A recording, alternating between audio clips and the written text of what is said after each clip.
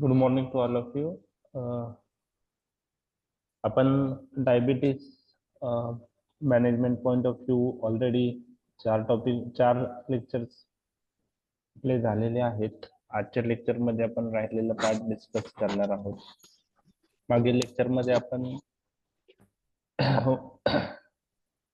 Treatment of type 2 diabetes हा part discuss केला होता. काही पार्ट त्यामध्ये आपण सल्फोन्युरिया डिटेलमध्ये डिस्कस केले होते. निग्लिटिनाइड अॅनालॉग्स किंवा फिनिलॅलॅनाइड अॅनालॉग्स आपण पाहिले होते. आणि त्यानंतर ड्रग्स ऍक्टिंग ऑन इन्क्रिटिंग सिस्टीम मध्ये GLP-1 अॅनालॉग्स आणि DPP-4 इनहिबिटर्स विषयी डिस्कस केलं होतं. त्यात आपण डिटेलमध्ये इन्क्रिटिन अॅनालॉग्स म्हणजे GLP-1 अॅनालॉग्स किंवा GLP-1 रिसेप्टर अगोनिस्ट विषयी डिस्कस केलेलं होतं. तो पार्ट आपला झालेला आहे. इन्क्रिटिन सिस्टीम मधला दुसरा जो पार्ट आहे, drugs which act by inhibiting DPP-4 enzyme, तो आपण पाहणार आहोत. तर आपण पाहिलं होतं की incretin hormones like GLP-1, GIP, these are released in response to intake of food, in response to intake of glucose. There is a release of these hormones, and these GLP-1 and GIP hormones acts on their receptor present on the pancreas and responsible for increased insulin release, decrease glucagon release. This hormone also decrease GIT motility. These hormones responsible for appetite suppression. So incretin hormones have role in release of insulin from the beta cell of Langerhans that we have discussed. And we have discussed in detail about the GLP-1 receptor agonist like exenatide, liraglutide. So these drugs act similar to that of GLP-1 hormone. They act on the GLP-1 receptor. So these drugs like exenatide, liraglutide, also called as GLP-1 receptor agonist or GLP-1 analogs or incretin analogs. We have discussed these incretin hormones rapidly metabolize in our body with the help of one enzyme that is known as DPP-4 enzyme, dipeptidyl peptidase 4. So how DPP-4 inhibitors act? DPP-4 inhibitors responsible for inhibition of dipeptidyl peptidase 4 enzyme, and due to inhibition of this enzyme, metabolism of incretin hormones is inhibited. So there will be increased level of GLP-1 and GIP, and these incretin hormones then acts on their receptor and responsible for controlling of the blood sugar level. So what are the example of DPP-4 inhibitor? All these end with gliptin. We have sitagliptin, vildagliptin, saxagliptin, linagliptin, alogliptin, and in India, teneligliptin is also available. So these are the DPP-4 inhibitor. परत एकदा मी repeat करतोय. sitagliptin, vildagliptin, saxagliptin, linagliptin, alogliptin, teneligliptin. These are DPP-4 inhibitor available in the market for the treatment of type 2 diabetes. So how they act? They act by inhibiting DPP-4 enzyme. Okay, so what are the effects seen due to inhibition of DPP-4 enzyme? There is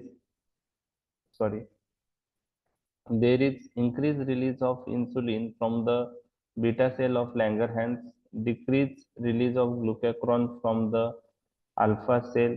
Okay, this drug also responsible for decreased GIT motility.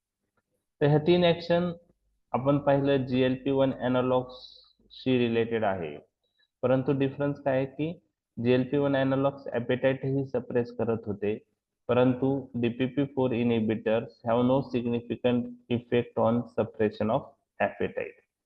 त्यामुळं GLP-1 analogs आपण पाहिले होते की ते weight loss करत होते आणि GLP-1 analogs जे आहेत ते डायबिटीज सोडून अजून कोणत्या कंडिशन मध्ये यूज केले जातात, तर GLP-1 अनालॉग्स तसे लिराग्लुटाइड, एक्झेनाटाइड आहेत, ते ओबेसिटीसाठी पण यूज करतो to decrease weight.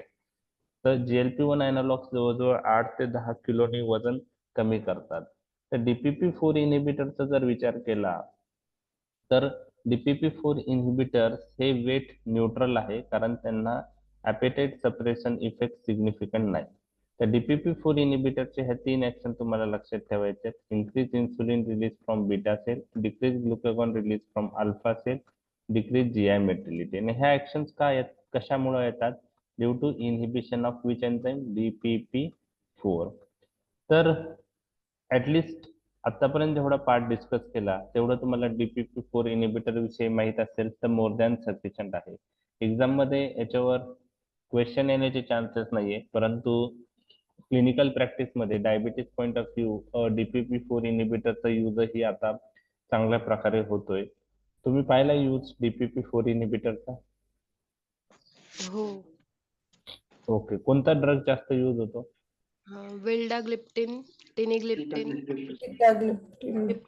Okay, sitagliptin, vildagliptin, टेनिलिग्लिप्टिन एक होतो. ओके, ठीक आहे. आता नेक्स्ट जी स्लाइड मी डिस्कस करणार आहे ती नाही लक्षात ठेवली तरी चालेल, कारण ती ऍडिशनल आहे, एक्झाम पॉइंट ऑफ व्ह्यू महत्वाची नाही. आपण पाहिलं की GLP-1 अनालॉग्सला काही प्लिओट्रॉफिक इफेक्ट आहेत, म्हणजे ते कार्डिओ प्रोटेक्टिव्ह आहे, रिनल प्रोटेक्टिव्ह आहे. त्यामुळं मेटफॉर्मिन बरोबर जर एखादा ड्रग कंबाईन करायचा असेल आणि पेशंटला ॲथेरोस्क्लेरोटिक कार्डिओव्हॅस्क्युलर डिसीज आहे किंवा CKD आहे, त्यामध्ये आपण पाहिलं होतं GLP-1 अनालॉग्स आपण यूज करू शकतो, किंवा आपण हे पण पाहिलं होतं की SGLT2 इन्हिबिटर्स जे आहेत ते पण कार्डिओ प्रोटेक्टिव्ह, रिनो प्रोटेक्टिव्ह आहे. ते हे ऍडिशनल ऍक्शन्स होते GLP-1 अनालॉगच्या, त्याला आपण प्लिओट्रॉफिक इफेक्ट म्हणतो. म्हणजे ब्लड प्रेशर कंट्रोल करण्या व्यतिरिक्त ऍडिशनल काय बेनिफिट्स आहेत त्याला आपण प्लिओट्रॉफिक इफेक्ट म्हणतो. तर GLP-1 अनालॉग्स बरोबर ते प्लिओट्रॉफिक इफेक्ट आपण पाहिले होते. तसंच GLP-1 अनालॉग्स आपण जसं कार्डिओव्हॅस्क्युलर डिसीज किंवा CKDच्या पेशंटमध्ये मेटफॉर्मिन बरोबर कंबाईन करायला प्रेफर करतो, त्याचप्रमाणे SGLT2 इन्हिबिटर हे आपण प्रेफर करतो. तर SGLT2 इन्हिबिटर्सचा अजून एक ऍडव्हान्टेज असा आहे की ते आपण ओरली यूज करू शकतो. GLP-1 analogues most of the drug हे सबक्युटेनस रूटने यूज करावं लागतात. जस्ट आता सेमाग्लुटाइड ओरल प्रिपरेशन अवेलेबल झालेलं आहे. तर पेशंटला असोसिएटेड कोमॉर्बिड कोणत्या आहेत ते पण फार महत्वाचं असतं जेव्हा आपण अँटीडायबेटिक ड्रग स्टार्ट करतो. आता DPP-4 इनिबिटर विषयी तुम्हाला काय माहित पाहिजे? आता एखादा पेशंट जर ओबेज असेल तर त्यामध्ये हे ड्रग वेट न्यूट्रल म्हणून कार्य करतात, हे वेट लॉस नाही करत. या व्यतिरिक्त जर GLP-1 अनालॉगचा विचार केला तर ते वेट लॉस पण करतात. SGLT2 इनिबिटर ते पण वेट लॉस करतात. म्हणजे ओबेस पेशंट मध्ये आपल्याला ब्लड शुगर कंट्रोल करण्याबरोबर वेट लॉस हा एक ऍडिशनल बेनिफिट पाहिजे असेल तर त्यामध्ये SGLT2 इन्हिबिटर किंवा GLP-1 अनालॉग चांगले आहेत. हे वेट वाढू देत नाही, DPP-4 इन्हिबिटर हे वेट वाढू देत नाही, पण ते वेट न्यूट्रल ठेवतात, वेट कमी करत नाही. ओके, तर तो एक पॉईंट त्यांच्याविषयी. तर प्लिओट्रॉफिक इफेक्ट मध्ये GLP-1 अनालॉग्स किंवा SGLT2 इन्हिबिटर पेक्षा यांचे प्लिओट्रॉफिक इफेक्ट कमी आहेत, ऍडिशनल बेनिफिट्स कमी आहेत. तर त्यात मी डिटेल जाणार नाही, फक्त तुम्हाला लक्षात ठेवा की रँडमाइज क्लिनिकल ट्रायल्स मध्ये these drugs fail to prove cardiovascular protective actions. Okay, पण कार्डिओ प्रोटेक्टिव्ह ऍक्शन्स कोणत्या ग्रुपच्या दिसून आल्या आहेत? GLP-1 अनालॉग्स, आणि दुसरा कोणता मी सांगितलाय? SGLT2 inhibitor. मग कार्डिओव्हास्क्युलर कॉम्प्लिकेशन्स असतील तर मेटफॉर्मिन बरोबर तुम्ही DPP-4 इन्हिबिटर यूज करणार का, GLP-1 अनालॉग्स यूज करणार का, SGLT2 इन्हिबिटर यूज करणार? GLP-1. GLP-1 SGLT2. One analogues किंवा SGLT2 इनिबिटर दोन्ही यूज करू शकतो. पण DPP-4 इनिबिटरला क्लिनिकल ट्रायल्स मध्ये कार्डिओ प्रोटेक्टिव्ह इफेक्ट दिसून आलेले नाहीत. ओके, त्याचं रिझन आहे की जरी त्यांना अँटी इन्फ्लॅमेटरी किंवा अँटी अथेरोस्क्लेरोटिक इफेक्ट असले तरी पण हे ड्रग सिम्पॅथेटिक सिस्टीम ऍक्टिव्हेट करतात आणि त्याचप्रमाणे NP1 NPY receptor pathway activate करतात. तर त्यामध्ये मी डिटेल जाणार नाही, फक्त तुम्हाला लक्षात ठेवायचे DPP-4 इनिबिटरला क्लिनिकल ट्रायल्स मध्ये कार्डिओव्हॅस्क्युलर प्रोटेक्टिव्ह ऍक्शन दिसून आलेल्या नाहीत. ओके, आता फार्माकोकायनेटिक्स पॉइंट ऑफ व्ह्यू ही डिटेलमध्ये काही लक्षात ठेवायची गरज नाही. GLP-1 अॅनालॉग्स आपल्याला ड्रॉबॅक असा होता की त्यांना सबक्युटेनस रूटने ते देतात. एक्सेप्शन आता सेमाग्लुटाइड जस्ट ओरली काही दिवसांपूर्वी अवेलेबल झालेत. तर DPP-4 इनिबिटर हे आपण ओरली यूज करतो. तर ओरल पेशंटचा कॉम्प्लायन्स हा ओरल रूटने चांगला असतो. तर यामध्ये DPP-4 इनिबिटर मध्ये तुम्हाला डिटेलमध्ये काही लक्षात ठेवायची गरज नाही. फार्माकोकायनेटिक्स तुम्हाला कोणीही विचारणार नाही डिटेलमध्ये. फक्त जर एखाद्या पेशंटला रिनल प्रॉब्लेम असेल तर त्यामध्ये कोणतं DPP-4 इनिबिटर बेटर आहे. एखाद्या पेशंटला जर रिनल प्रॉब्लेम असेल तर डोस मॉडिफिकेशन कोणत्या DPP-4 इनिबिटरची गरज नाही पडत. म्हणजे समजा रिनल प्रॉब्लेम असेल तर आपण जे डोस यूज करतो तर ते आपल्याला ऍडजस्ट करावं लागतात. तर त्या ड्रगचं इलिमिनेशन हे किडनी थ्रू असेल, बरोबर. तर डोस रिडक्शन हे most of the DPP-4 inhibitor बरोबर लागतं. ओके, परंतु लिनाग्लिप्टिन आणि टेनेलिग्लिप्टिन हे असे दोन DPP-4 इनिबिटर्स आहेत. त्यांना रिनल प्रॉब्लेम जरी असेल पेशंटला तर डोस रिडक्शनची गरज पडत नाही. कारण त्याचं रिझन असं आहे की ते ड्रग जे आहेत, जर लिनाग्लिप्टिनचा विचार केला 85% ड्रग हे फिसेस थ्रू इलिमिनेट होतं किंवा बाईल थ्रू इलिमिनेट होतं. ओके, आणि टेनेलिग्लिप्टिन मध्ये जवळजवळ 45% ड्रग हे फिसेस थ्रू इलिमिनेट होतं. त्यामुळं रिनल प्रॉब्लेम जरी असेल तरी पण ह्या ड्रगच्या डोस रिडक्शनची गरज पडत नाही. एक MCQ आहे, dose reduction is not required with which DPP-4 inhibitor. तर त्याचा आन्सर काय असेल, लिनाग्लिप्टिन आणि टेनेलिग्लिप्टिन. लक्षात राहील हा MCQ. Yes sir. ओके, आता हे डोस प्रत्येक ड्रगचे मी इथं मेन्शन केलेत. We are not expecting in the exam, just तुम्हाला माहित असावे म्हणून आहे. Okay, sitagliptin 25 to 100 mg OD, सगळे ओडी देतो. लिनाग्लिप्टिन 5 mg आहे. ओके, टेनेलिग्लिप्टिन 20 ते 40 mg ओडी आहे. तर ही स्लाइड पण तुम्हाला एक्झाम पॉइंट ऑफ व्ह्यू महत्वाची नाहीये. CKDच्या पेशंटमध्ये जर रिनल इम्पेअरमेंट कसं आहे, रिनल फंक्शन नॉर्मल असेल तर डोस काय, माइल्ड CKD आहे, मॉडरेट CKD किंवा सिव्हिअर CKD आहे, त्यात डोस रिडक्शन कसं केलं जातं त्याचा हा चार्ट आहे. तर डोस रिडक्शन CKDच्या पेशंटमध्ये कोणत्या ड्रगचं डोस रिडक्शनची गरज नाही, लिनाग्लिप्टिन, टेनेलिग्लिप्टिन. येस, लिनाग्लिप्टिन आणि टेनेलिग्लिप्टिन. ओके, ठीक आहे. आता ऍडव्हर्स इफेक्ट DPP-4 इनिबिटरचे ते पण कॅरेक्टरिस्टिक, म्हणजे जे ऍडव्हर्स इफेक्ट आहेत ते म्हणजे आपण काय म्हणतो की लक्षात ठेवायला थोडे डिफिकल्ट आहे. इट्स क्लासिकल नाही. हायपोग्लायसिमिया रेअर आहे. जर फूड घेतलं तरच ग्लुकोज, जे शुगर जास्त असेल तर ती कंट्रोल केली जाते, परंतु हायपोग्लायसेमियाची रिस्क ही कमी आहे. सल्फोनिल्युरिया आपण पाहिलं होतं की ते हायपोग्लायसेमिया करत होते. तर हा एक इम्पॉर्टंट डिफरन्स पॉइंट लक्षात ठेवायचा. Hypoglycaemia is very rare. Joint pain हा एक ऍडव्हर्स इफेक्ट आहे DPP-4 इनिबिटरचा. पॅन्क्रेटायटिस काही पेशंट मध्ये दिसून आलं आहे, परंतु क्लिनिकल ट्रायल्स मध्ये कॉझॅलिटी असेसमेंट केल्यानंतर पॅन्क्रेटायटिस आणि त्या ड्रगचं कोरिलेशन दिसून आलेलं नाही. म्हणजे क्लिनिकल ट्रायल्स मध्ये सिग्निफिकंट पॅन्क्रेटायटिस ऍडव्हर्स इफेक्ट दिसून आलेला नाही आहे. तरी सुद्धा जर पॅन्क्रेटायटिस DPP-4 इनिबिटरच्या पेशंटमध्ये दिसला तर आपण ते ड्रग स्टॉप केलेलं बेटर राहतो. ठीक आहे. त्याचप्रमाणे सॅक्साग्लिप्टिन नावाचा ड्रग आहे. तर हार्ट फेल्युअरची रिस्क त्याच्याबरोबर काही पेशंटमध्ये दिसून आलेली आहे. त्यानंतर nasopharyngitis, urinary tract infection, headache reported in early meta-analysis with sitagliptin and vildagliptin. However, subsequent analysis failed to show any such increases.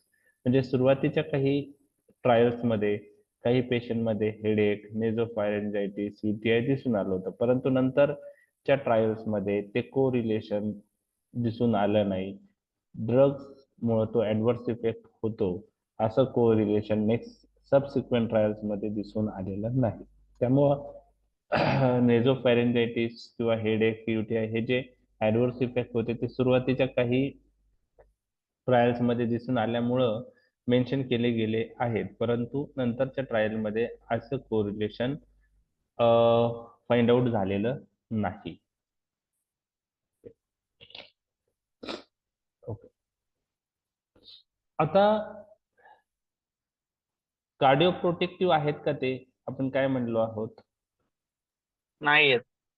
म्हणून आता जर एखाद्या पेशंटला, आता कसं आहे की आपण metformin is the drug of choice, metformin is the drug of choice म्हणतो आपण, आणि मेटफॉर्मिन बरोबर कंट्रोल नाही झालं तर आपण दुसरे ड्रग ऍड करतो. मग किंवा त्याला रिनोप्रोटेक्ट, मग त्यानंतर आपण असं पाहतो की याच्यामध्ये पेशंटला काही कोमॉर्बिडिटीज आहेत का. आता DPP-4 इन्हिबिटर हे त्यांना कार्डिओप्रोटेक्टिव्ह किंवा रिनोप्रोटेक्टिव्ह ऍक्शन सिग्निफिकंट नाही आहे, जसं GLP-1 अॅनालॉग्सला होतं किंवा SGLT2 इन्हिबिटरला होतं. त्यामुळं CKDच्या पेशंटमध्ये किंवा अथेरोस्क्लेरोटिक कार्डिओव्हॅस्क्युलर डिसीजच्या पेशंटमध्ये किंवा ज्यांच्यात रिस्क आहे अथेरोस्क्लेरोटिक कार्डिओव्हॅस्क्युलर डिसीजची, अशा पेशंटमध्ये मेटफॉर्मिन बरोबर कंबाईन करण्यासाठी आपण GLP-1 अॅनालॉग्स किंवा SGLT2 इन्हिबिटर यूज करतो. मग अशा पेशंटमध्ये DPP-4 इन्हिबिटर आपण ऍज अ फर्स्ट चॉईस किंवा सेकंड चॉईस यूज करत नाही. तर अशा पेशंटमध्ये आपण DPP-4 inhibitor as a third line use करतो, थर्ड चॉईस ड्रग, म्हणजे आपण कॉमनली यूज करत नाही. बरोबर आहे. आता हे अमेरिकन हार्ट असोसिएशनच्या गाईडलाईन्स मध्ये मेन्शन केलेलं आहे. बरोबर आहे. ओके. आता पेशंटला CKD किंवा अथेरोस्क्लेरोटिक कार्डिओव्हॅस्क्युलर डिसीजची रिस्क नाही. मग अशा पेशंटमध्ये DPP-4 इन्हिबिटर यूज करताना कोणकोणत्या क्रायटेरियाच्या अंडर यूज करू शकतो? बरोबर आहे. तर आपल्याला माहित आहे की डायबिटीजच्या पेशंटमध्ये 2-3 पॉईंट लक्षात ठेवायचे की एखाद्या पेशंटला हायपोग्लायसेमिया ची रेट जास्त आहे, म्हणजे त्याला आपण ब्रिटल डायबिटीस असं म्हणतो, ज्यांच्यात इन्सुलिनची रिक्वायरमेंट फ्लक्च्युएट होते फास्ट. मग हायपोग्लायसेमिया जर अवॉइड करायचा असेल तर आपल्याला असे ड्रग मेटफॉर्मिन बरोबर दिले पाहिजे की ज्याच्या बरोबर हायपोग्लायसेमियाची रिस्क कमी आहे. अशा पेशंटला आपण सल्फोनिलुरिया द्यायला पाहिजे का? नाही. नाही, कारण सल्फोनिलुरिया हायपोग्लायसेमिया करतात. बरोबर आहे. मग अशा ज्या पेशंटमध्ये हायपोग्लायसेमियाची रिस्क जास्त आहे, अशा पेशंटमध्ये आपल्याला जर हायपोग्लायसेमियाची रिस्क मिनिमाइज करायची असेल तर आपल्याला असे ड्रग यूज करायचे आहेत की ज्याच्या बरोबर हायपोग्लायसेमियाची रिस्क कमी आहे. तर मेटफॉर्मिन बरोबर हायपोग्लायसेमियाची रिस्क कमीच आहे, मग मेटफॉर्मिन बरोबर अजून कोणते ड्रग आपण ऍड करू शकतो? बरोबर आहे. अजून कोणते ड्रग ऍड करू शकतो? ओके. ओके. तर आपण हायपोग्लायसेमियाची रिस्क कमी करण्यासाठी, म्हणजे हायपोग्लायसेमिया आपल्याला ड्रग कॉम्बिनेशन द्यायचे पण हायपोग्लायसेमिया अवॉइड करायचं, तर मेटफॉर्मिन बरोबर आपण पाहिलेले GLP-1 अॅनालॉग्सला हायपोग्लायसेमियाची रिस्क कमी आहे. SGLT2 इन्हिबिटर बरोबर पण हायपोग्लायसेमियाची रिस्क कमी आहे. त्याचप्रमाणे तुम्हाला लक्षात ठेवायचं आहे थायाझोलिडिन डायन बरोबरही हायपोग्लायसेमियाची रिस्क कमी आहे, आणि DPP-4 इन्हिबिटर बरोबरही हायपोग्लायसेमियाची रिस्क कमी आहे. तर DPP-4 इनिबिटर आपण मेटफॉर्मिन तर फर्स्ट ड्रग आहे, हे सगळे drug as a add on drug, second line drug म्हणून यूज करू शकतो. फक्त काळजी काय घ्यायची की DPP-4 इनिबिटर्स बरोबर आपण GLP-1 अॅनालॉग्स एकत्र द्यायचे नाही, कारण दोन्ही इन्क्रिटिन सिस्टीमवर ऍक्ट होणारे ड्रग आहेत. बरोबर आहे. तर हे नेक्स्ट पॉइंट झाला की ज्या पेशंटमध्ये हायपोग्लायसेमियाची रिस्क आपल्याला कमी करायची असेल तर मेटफॉर्मिन बरोबर जे ड्रग हायपोग्लायसेमिया कमी म्हणजे हायपोग्लायसेमियाचे ऍडव्हर्स इफेक्ट रेअर आहे ज्या ड्रगचा, तेच आपण ऍड केले पाहिजे. तर ह्या पेशंटमध्ये आपण सल्फोनिल युरिया यूज करायचा नाही. लक्षात आलं? सल्फोनिल युरिया यूज केला नाही पाहिजे. आता वेटवर काय इफेक्ट आहे DPP-4 इनिबिटरचा?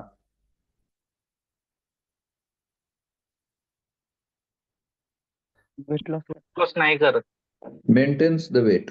मेंटेन्स आहे. Weight, weight tense. न्यूट्रल आहे. Weight neutral. तुम्हाला 3 गोष्टी लक्षात ठेवायच्या आहे. इन्सुलिन म्हणलं तर वेट गेन करतं, बरोबर आहे. इन्सुलिन म्हणलं तर वेट गेन करतं, बरोबर आहे. सल्फोनिल युरिया काय करतं? Weight gain, Weight gain. बरोबर आहे. तर ते वेट गेन करतात. त्यानंतर एक पायोग्लिटॅझोन नावाचा ड्रग आहे, थायाझोलिन तो पण वेट गेन करतो. Weight gain कर. मग आपल्याला ऍडिशनल बेनिफिट असा पाहिजे की वेट लॉस पण झाला पाहिजे किंवा मिनिमम वेट गेन झालं पाहिजे, म्हणजे वेट लॉस झाला पाहिजे किंवा आपण जेव्हा कोणतेही ड्रग देतो ते इन्सुलिनचं रिलीज झालं तर इन्सुलिनमुळं एनाबॉलिक हार्मोन असल्यामुळे वेट वाढण्याचे चान्सेस असतात. सल्फोन्युरिया पण इन्सुलिन रिलीज करतोय, GLP-1 अॅनालॉग्स पण इन्सुलिन रिलीज करतायत, DPP-4 इनिबिटर इन्सुलिन रिलीज करतायत. परंतु ह्या ड्रगला ऍडिशनल बेनिफिट काय आहे की ते GIT मोटिलिटी कमी करतात. GLP-1 अॅनालॉग्स जे आहेत ते सॅटायटी सेंटरवर ऍक्ट होऊन ऍपेटाइट सप्रेस करतात. म्हणजे वेट लॉस, एखाद्या पेशंटला मध्ये वेट लॉस झालं पाहिजे किंवा वेट नाही वाढलं पाहिजे तर आपण त्या पेशंटमध्ये, म्हणजे ओबेस पेशंट असेल तर असं अँटी डायबेटिक ड्रग्स यूज करायला पाहिजे की ते ब्लड शुगर तर कंट्रोल करेल परंतु वेट न्यूट्रल ठेवेल किंवा वेट लॉस करेल. बेस्ट वे वेट लॉस झाला पाहिजे, बरोबर आहे. वेट गेन, कारण obesity is one of the risk factor for diabetes, बरोबर आहे. एखाद्या ओबेस पेशंट असेल तर त्यात सल्फोनिल किंवा पायोग्लिटॅझोन आपण टाईप 2 डायबिटीसच्या पेशंटला प्रेफर्ड नाही केलं पाहिजे. मग weight loss point of view आपल्याला ऍडिशनल कोणते ड्रग आपण यूज करू शकतो? मेटफॉर्मिन बरोबर, की जे शुगर पण कंट्रोल करतील आणि वेट लॉस पण करतील. GLT2 inhibitor. आणि दुसरं कोणतं आहे? GLP-1 GLP GLP. अॅनालॉग. हा. त्यानंतर DPP-4 इनिबिटरचा काय रोल आहे? ते वेट न्यूट्रल आहे. मग जर हे दोन ड्रग आपण पेशंटला टॉलरेट होत नसेल तरच DPP-4 इनिबिटर आपण ऍड करू शकतो as a third choice drug.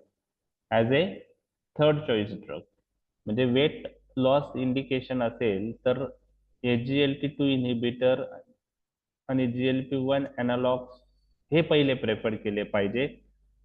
ते जर टॉलरेट नसेल होत किंवा त्याला पेशंट सबक्युटेनस इंजेक्शन GLP-1 अॅनालॉग घ्यायला तयार नसेल, टॉलरेट नसेल होत, साईड इफेक्ट येत असतील तर त्यानंतर थर्ड चॉईस DPP-4 इनिबिटर आहे, कारण ते काय वेट न्यूट्रल आहे.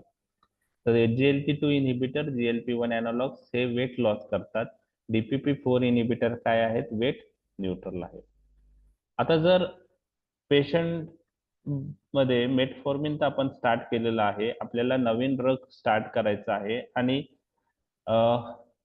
पेशंटचं जो प्रेफरन्स आहे ती कॉस्ट इफेक्टिव्ह ट्रीटमेंट पाहिजे, बरोबर आहे. मग कॉस्ट इफेक्टिव्ह ट्रीटमेंट मध्ये GLP-1 अॅनालॉग्स, SGLT2 इनिबिटर किंवा DPP-4 इनिबिटर हे नवीन ड्रग आहे, त्यांची कॉस्ट काय असणार आहे? जास्त. जास्त. मग त्यामध्ये आपण काय यूज केले पाहिजे? मग मेटफॉर्मिन बरोबर सल्फोनिल किंवा पायोग्लिटॅझोन, ते थोडे त्यांच्यापेक्षा स्वस्त आहेत, बरोबर आहे. त्यामुळे पहा खूप सारे डायबेटिक पेशंटला तुम्ही day to day clinical practice मध्ये मेटफॉर्मिन ग्लिमिपिराइड कॉम्बिनेशन जास्त यूज होतं इंडियामध्ये. ओके, तुम्ही जास्त यूज कोणत्या कॉम्बिनेशनचा पाहिलाय? तेच मेटफॉर्मिन लिमिटेड जास्त आहे सर. हा मग ते काय आहे की शेवटी आपण आता कॉस्टला प्रेफरन्स देतो, अफोर्डेबिलिटीला प्रेफरन्स देतो. हे गाईडलाईन जे आहेत ते अमेरिकन हार्ट डायबेटिक असोसिएशनच्या गाईडलाईन्स आहेत. तर याच्यामध्ये पेशंटच्या कंडिशनला म्हणजे कंडिशन काय आहे त्याच्यानुसार पण आपल्याला सजेशन त्यांनी सांगितलेत, गाईडलाईन्स दिलेल्या आहेत. आणि कॉस्ट पॉइंट ऑफ व्ह्यू जर पेशंट अफोर्डेबल नसेल तर तो DPP-4 inhibitor, GLP-1 analogue, SGLT2 inhibitor घेणार नाही. मग better way start metformin with sulfonylurea if we want to start combination, or we can use metformin pioglitazone combination. तर हे जे आहे ह्या सर्व गाईडलाईन्स मध्ये दिलेले आहेत. गाईडलाईन्स नंतर मी तुम्हाला ग्रुपवर टाकेल, त्यावेळेस तुम्ही डिटेलमध्ये वाचून घ्या. ठीक आहे. तर आपण पाहिलेलं आहे तर DPP-4 इनिबिटर्स मध्ये इम्पॉर्टंट काय आहे की ऍडिशनल बेनिफिट एकच आहे की हायपोग्लायसिमियाची रिस्क कमी आहे आणि ते वेट न्यूट्रल आहे. कार्डिओ प्रोटेक्टिव्ह किंवा Reno protective point of view ते काय जी प्रेफर करत नाही, आपण थर्ड चॉईस म्हणून प्रेफर करतो. GLP-1 अॅनालॉग्स, SGLT2 inhibitors, they are more cardio protective and Reno protective. तर लक्षात आलं हे. आणि ऍडव्हर्स इफेक्ट मध्ये पॅन्क्रियाटायटिस, जॉईंट पेन आणि सुरुवातीला नेझोफॅरेंजायटिस, हेडेक वगैरे साईड इफेक्ट दिसले, पण नंतरच्या ट्रायल मध्ये ते दिसून आले नाहीत. आता एक्झाम पॉइंट ऑफ व्ह्यू जो महत्वाचा ड्रग आहे तो मी आता डिस्कस करणार आहे. सल्फोनिलुरिया हा एक फार महत्वाचा group exam point of view आहे लॉंग क्वेश्चनला. आणि दुसरा आहे metformin, it belongs to biguanide group.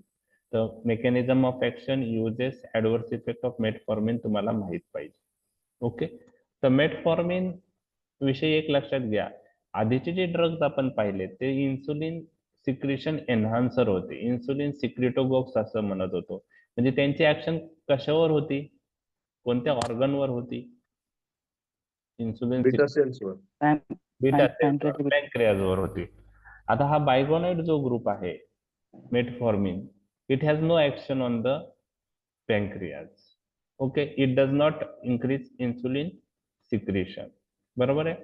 How it acts, it increases insulin receptor sensitivity, it overcome insulin resistance. म्हणजे याची मेकॅनिझम पूर्णतः वेगळी आहे. ओके. तर डिफर मार्केटली फ्रॉम सल्फोनिलुरिया.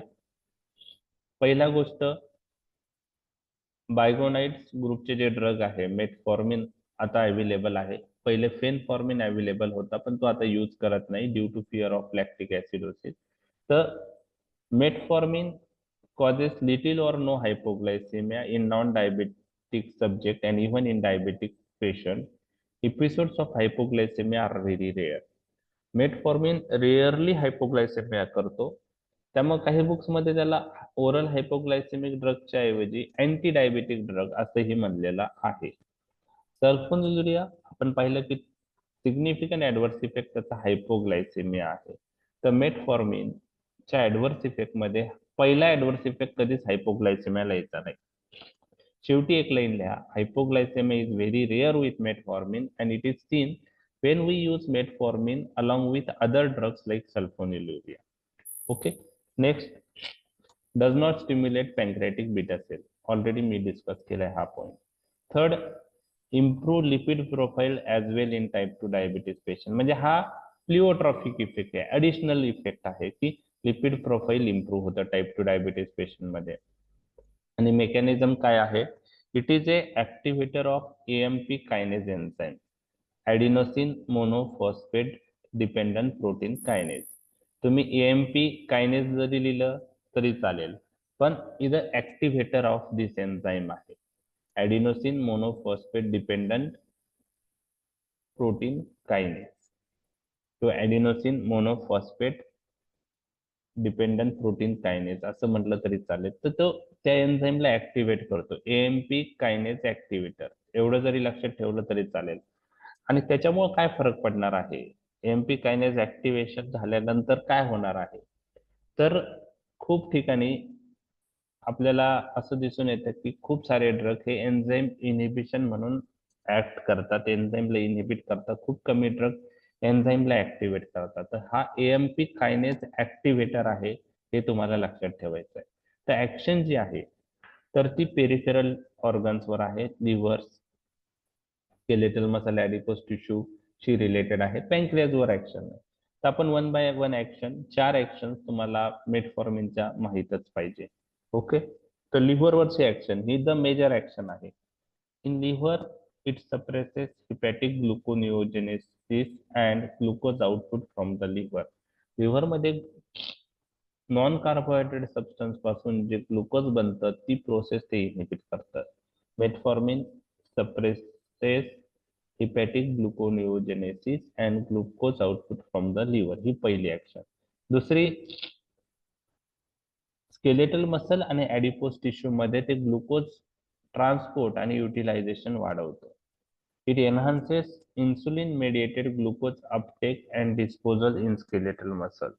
आपल्याला माहिती आहे इन्सुलिनचे ऍक्शन काय आहे, ग्लुकोज युटिलायझेशन. मग ते स्केलेटल मसल ऍडिपोज टिश्यू मध्ये ग्लुकोजचं ट्रान्सफर होतं आणि तिथं ग्लुकोज युटिलाइज केला जातो, त्यामुळे ब्लड ग्लुकोज कमी होते.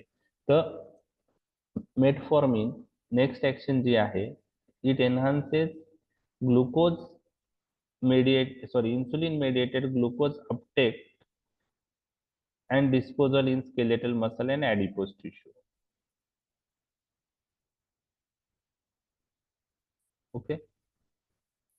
तर एक लक्षात ठेवा,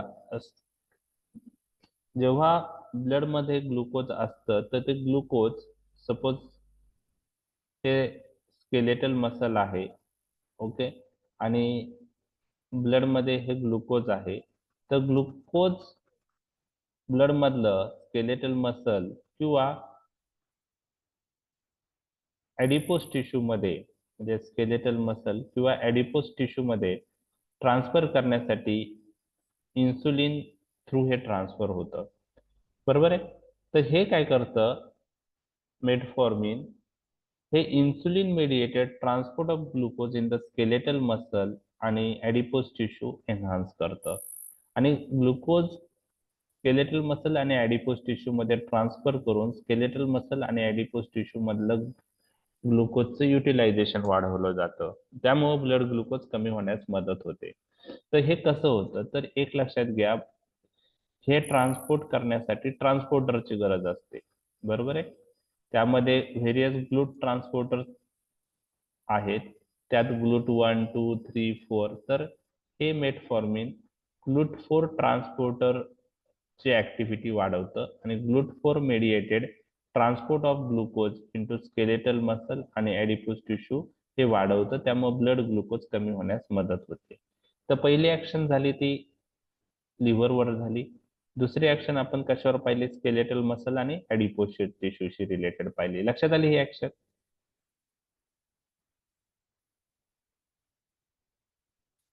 येस सर. ऍडिपोज. ओके. आता तिसरी ऍक्शन जी आहे, 4 ऍक्शन तुम्हाला लक्षात ठेवायचे आहेत. तिसरी action is related with mitochondrial respiratory change.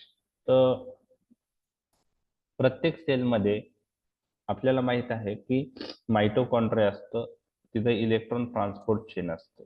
बरोबर आहे. आता इलेक्ट्रॉन ट्रान्सपोर्ट चेनचं कार्य काय आहे, तर ह्यात हा बायोकेमिस्ट्री पार्ट आहे. ओके. इलेक्ट्रॉन ट्रान्सपोर्ट चेन मायटोकॉन्ड्रियामध्ये इलेक्ट्रॉन ट्रान्सपोर्ट चेन असते आणि मायटोकॉन्ड्रियामध्ये काय होतं की हे जे ग्लुकोज आहे तर त्यापासून एटीपी फॉर्म होतात आणि ते एटीपी एनर्जी म्हणून वापरले जातात. म्हणजे ग्लुकोज हा एनर्जी पॉइंट ऑफ व्ह्यू वापरण्यासाठी ग्लुकोज हा एनर्जी सोर्स आहे. तो ग्लुकोज पासून काय बनतं, एटीपी, आणि हे cells ATP as a energy म्हणून वापरतात. आणि हे एटीपी फॉर्मेशन कुठे होतं, मायटोकॉन्ड्रियामध्ये इलेक्ट्रॉन ट्रान्सपोर्ट चेन मध्ये होतं. इतका पार्ट लक्षात आला तुमच्या. हो सर. तर इलेक्ट्रॉन ट्रान्सपोर्ट चेन त्यालाच मायटोकॉन्ड्रियल रेस्पिरेटरी चेन पण म्हणतात. तर ते ग्लुकोजचं कन्व्हर्जन कशात करतात, एटीपी. एटीपी. एटीपी, आणि हे एटीपी एनर्जी म्हणून वापरले जातात. आणि हे कुठं होतं, मायटोकॉन्ड्रियामध्ये. बरोबर आहे. तर बायोकेमिस्ट्रीचा पार्ट असा आहे की तुम्हाला एरोबिक आणि अनेरोबिक ग्लायकोलायसिस माहित आहे?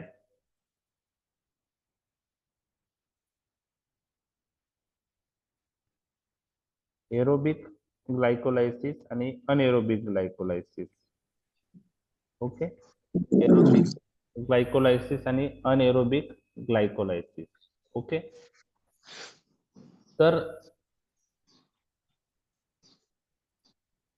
एरोबिक ग्लायकोलायसिस जे आहे, ओके, म्हणजे ग्लायकोलायसिसचा अर्थ काय आहे? Glycolysis glycolysis breakdown of glucose. हा, एरोबिक ग्लायकोलायसिस म्हणजे इन प्रेझेन्स ऑफ ऑक्सिजन. दोन प्रकारचे ग्लायकोलायसिस असतात, एरोबिक ग्लायकोलायसिस आणि अनएरोबिक ग्लायकोलायसिस. अनएरोबिक ग्लायकोलायसिस म्हणजे इन ऍब्सेन्स ऑफ ऑक्सिजन. तर एरोबिक ग्लायकोलायसिस मध्ये काय होतं की एका ग्लुकोज पासून अराउंड 8 एटीपी जनरेट होतात. किती? 8. आणि अनेरोबिक ग्लायकोलायसिस मध्ये एका ग्लुकोज मॉलिक्यूल पासून 2 एटीपी तयार होतात. लक्षात आलं तुमच्या? एरोबिक ग्लायकोलायसिस झालं तर किती एटीपी बनतील? 2. 8. 8. एरोबिक असेल तर 8 आणि अनेरोबिक असेल तर 2. 2. तर आता तर इतकं लक्षात आलं की एटीपी बनतात ते ग्लुकोजचं ब्रेकडाऊन होऊन ग्लायकोलायसिस प्रोसेसने मायटोकॉन्ड्रियामध्ये रेस्पिरेटरी चेन असते, त्याला आपण इलेक्ट्रॉन ट्रान्सपोर्ट चेन म्हणतो. एरोबिक ग्लायकोलायसिसने किती एटीपी बनतात? एका ग्लुकोज मॉलिक्यूल 8. Okay, 8 ATP. आणि अनेरोबिक ग्लायकोलायसिसने किती बनतात? 2.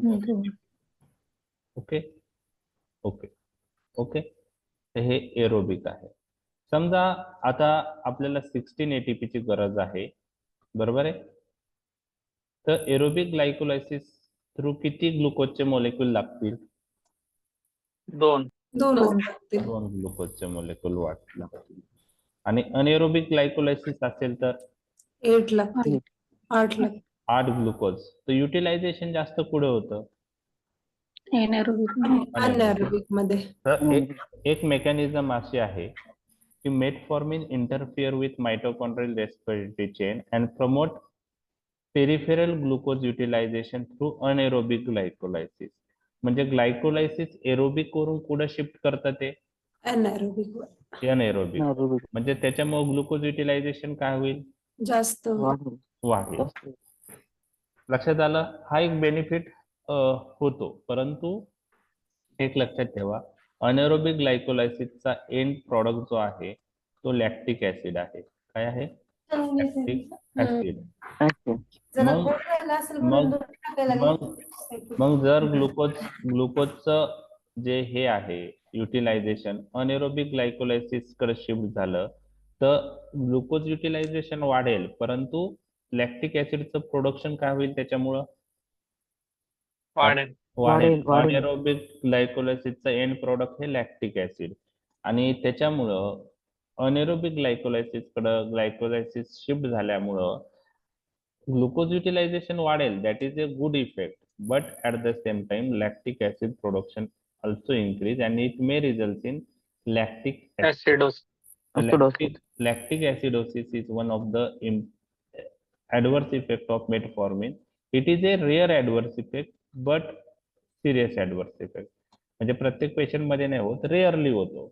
त्यामध्ये कधी होतो, कोणत्या हाय रिस्क पेशंट आहे मी तुमच्याशी डिस्कस करणार आहे नंतर. तर तिसरी ऍक्शन काय झालं? It is related with mitochondrial respiratory chain and it metformin interfere with mitochondrial respiratory chain function and promotes peripheral glucose utilization through which glycolysis anaerobic glycolysis. तर तिसरी मेकॅनिझम लक्षात आली तुमच्या?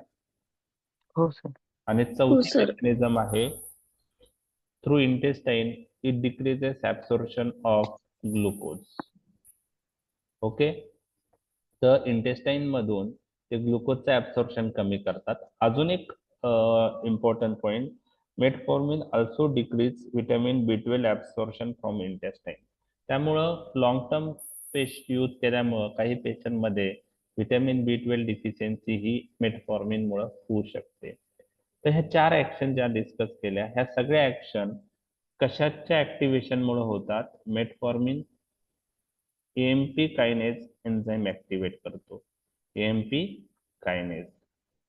कायनेज ऍक्टिव्हेशन मुळे ह्या 4 ऍक्शन दिसून येतात. तर AMP कायनेज ऍक्टिव्हेटर हे तर मेकॅनिझम मध्ये लिहायचे आहेत, पण ह्या फार्मॅकोलॉजिकल ऍक्शन ह्या 4 तुमच्या आल्याच पाहिजे. लक्षात राहील 4 ऍक्शन मेटफॉर्मिनच्या. पहिली ऍक्शन हे लिव्हर वरची आहे, ग्लुकोनिओजेनेसिस सप्रेस होतं. दुसरी action skeletal muscle adipose tissue आहे, ग्लुकोज अपटेक अँड युटिलायझेशन वाढतं. तिसरी ऍक्शन इलेक्ट्रॉन ट्रान्सपोर्ट चेन किंवा रेस्पिरेटरी चेन आहे मायटोकॉन्ड्रियल, त्याच्याशी रिलेटेड आहे आणि ग्लुकोज युटिलायझेशन प्रमोट होतं थ्रू अनेरोबिक ग्लायकोलायसिस. आणि चौथी ऍक्शन हे decrease intestinal absorption of glucose. लक्षात आले 4 ऍक्शन? हो सर. आता ऍडव्हर्स इफेक्ट मध्ये the most important adverse effect किंवा common adverse effect of metformin are related with GIT system. Nausea, metallic taste, diarrhoea, anorexia, abdominal pain आणि bloating हे त्यांचे adverse effect आहे मेटफॉर्मिनचे GIT related. Nausea, metallic taste, diarrhoea, anorexia, abdominal pain आणि bloating. Okay. आणि hypoglycaemia is very rare. पहिले तुम्ही GIT adverse effect लिहा आणि त्याच्यामुळं मेटफॉर्मिन जेव्हा आपण स्टार्ट करतो तेव्हा आपण 500 मिलीग्राम ते 2000 मिलीग्राम अशी त्याची डोस रेंज आहे. तर आपण start with 500 milligram, gradually increase dose. कारण पेशंट जेव्हा डोस वाढतो जसा डोस वाढतो तसं GIT सिम्पटम्स येण्याचे चान्सेस वाढतात. म्हणजे GIT मॅनिफेस्टेशन हे हायर डोसला जास्त दिसून आलेले आहेत. तर सस्टेन रिलीज टॅबलेट एक यूज केल्यानंतरही त्याचे बेनिफिट्स आहे की GIT ऍडव्हर्स इफेक्ट कमी आहेत सस्टेन रिलीज टॅबलेट मध्ये. तर मेटफॉर्मिन सस्टेन रिलीज टॅबलेटही आपण प्रेफर करतो त्यासाठी GIT मॅनिफेस्टेशन कमी होण्यासाठी. Does not cause hypoglycaemia except in higher dose. Hypoglycemia is a very rare adverse effect and common it is rare, but when it is seen when we use metformin along with other drugs like sulfonylurea. Okay. Lactic acidosis rare, mainly seen in which patient? Renal failure patient. Generally असं म्हणतं की creatinine clearance जास्त असेल तर त्यामध्ये metformin आपण avoid केलं पाहिजे. ओके. 3.5 पेक्षा जास्त गेलेला असेल तर मेटफॉर्मिन अवॉइड केलं पाहिजे.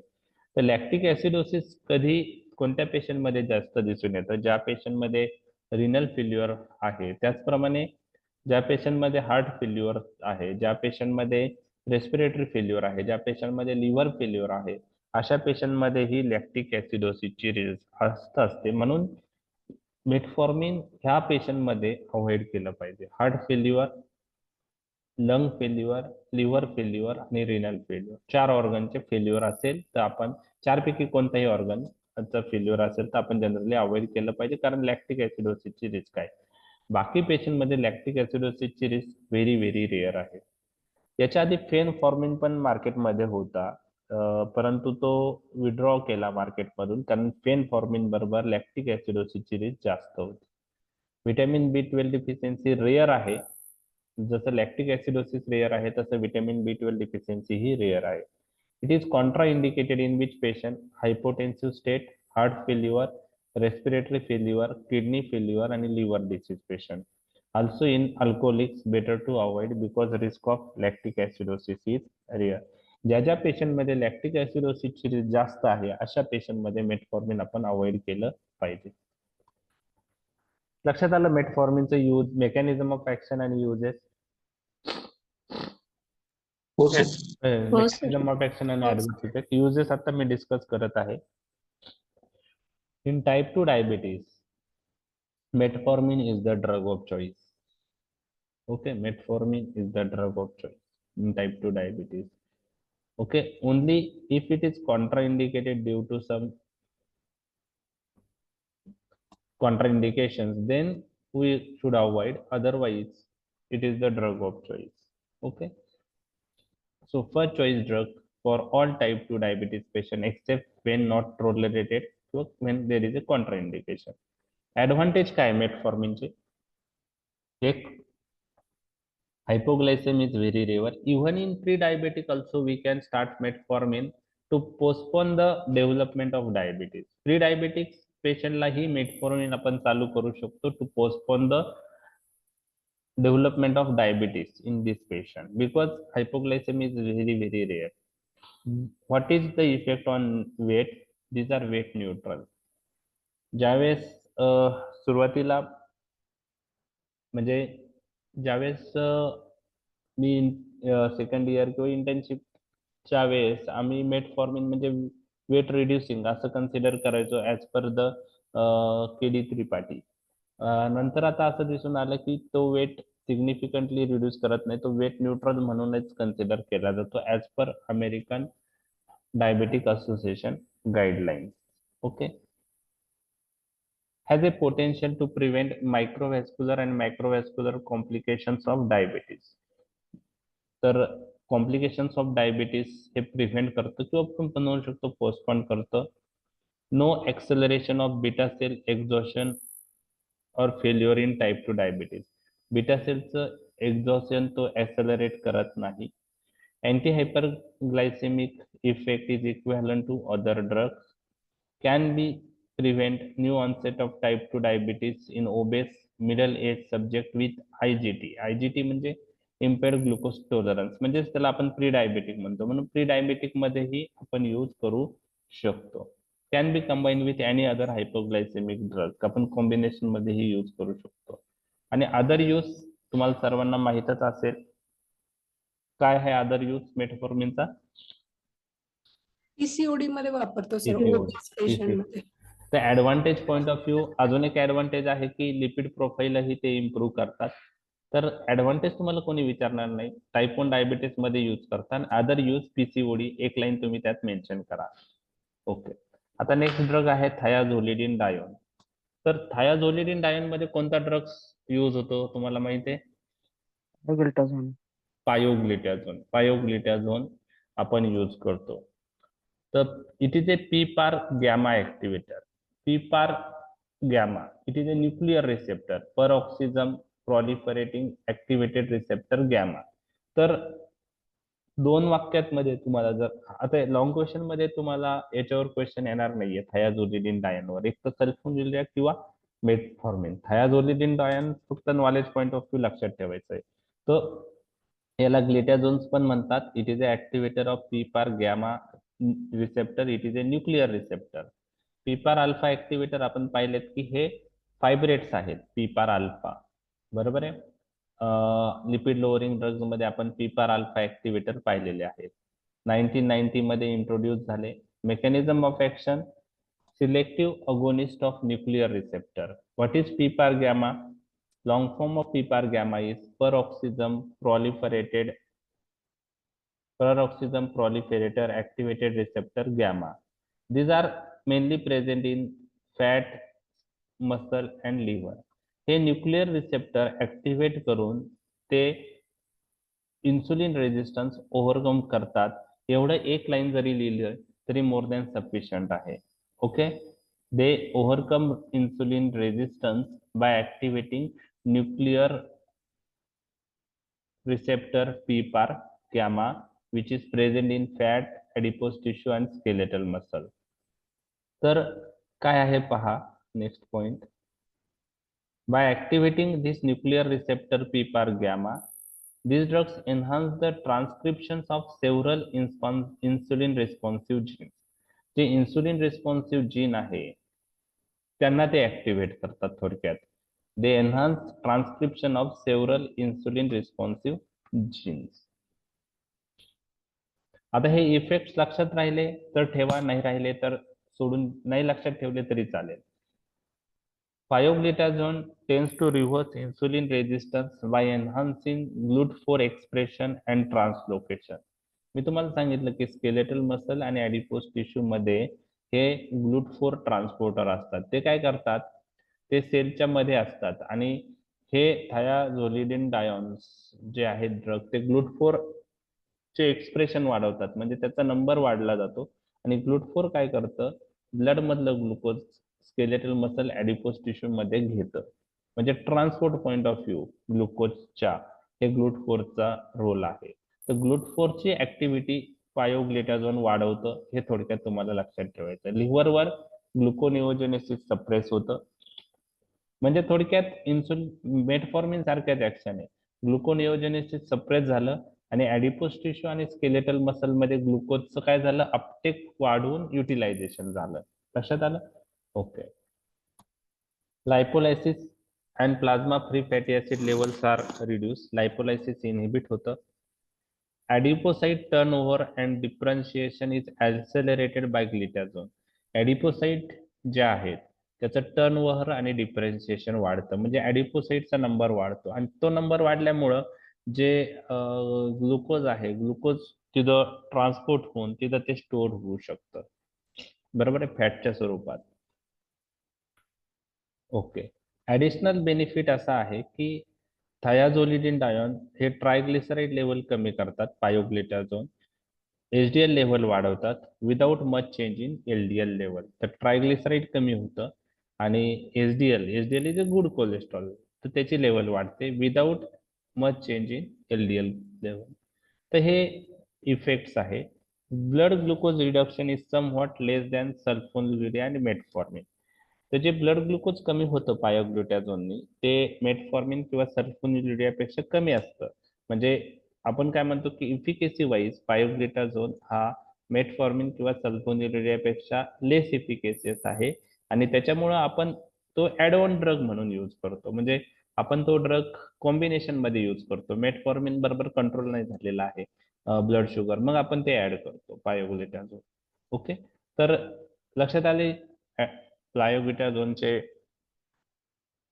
Pharmacological action.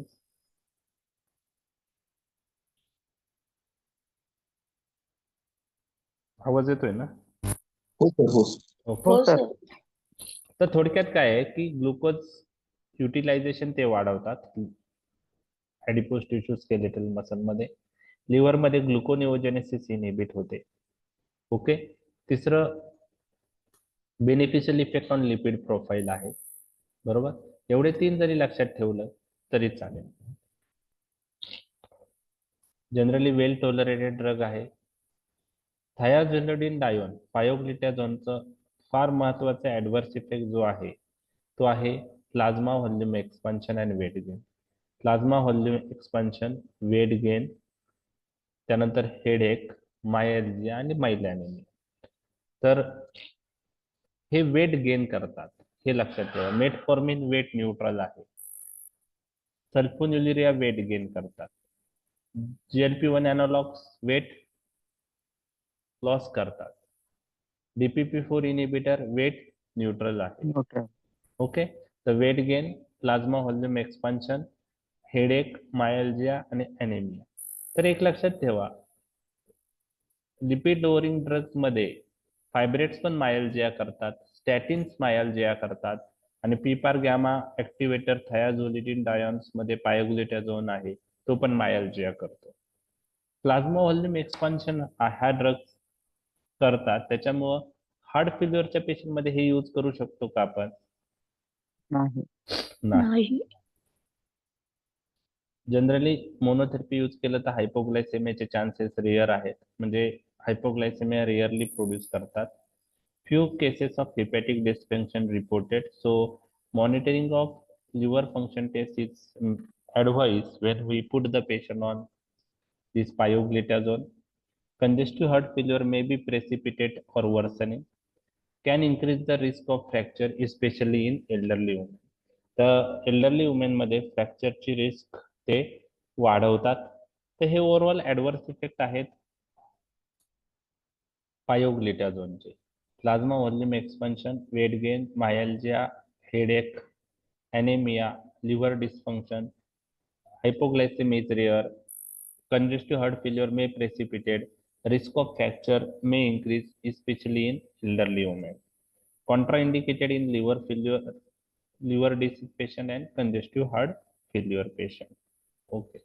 Pioglitazone is an enzyme inducer, so it may responsible for increased metabolism of some drug by enzyme induction process. So it may responsible for oral contraceptive failure if patient is on OC pills. तर rifampicin OC pill जी interaction आहे, rifampicin is an enzyme inducer and it responsible for failure of oral contraceptive पिल.